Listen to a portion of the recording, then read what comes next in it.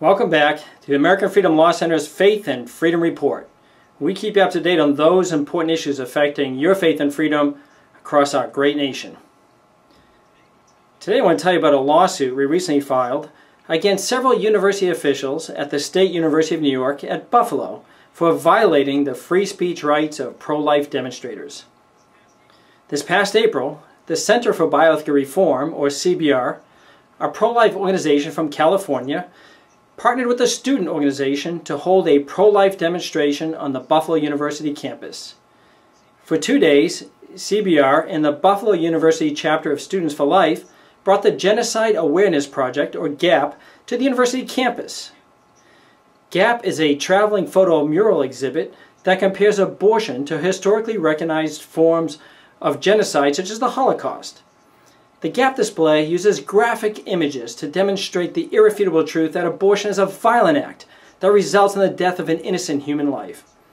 During the peaceful pro-life demonstration, a large group of pro-abortion protesters decided to engage in disorderly and disruptive conduct by forming a solid row in front of the display to completely block the signs and thus prevent the pro-lifers from engaging in their free speech activity. In fact, when the pro-lifers attempted to raise their signs above the disrupted protesters, the protesters held up umbrellas and bedsheets to further block the signs from view. The leader of the pro-lifers demanded that the university police officers present at the scene stop the protesters' unlawful and disruptive conduct and thus protect the pro-lifers' free speech activity. The officers refused. Indeed, the chief of police, who was present at the scene, stood idly by with his arms folded, allowing the protesters to disrupt the pro-lifers' peaceful demonstration. As a result, the American Freedom Law Center filed a federal civil rights lawsuit against several university officials for failing to protect the pro-lifers' right to free speech.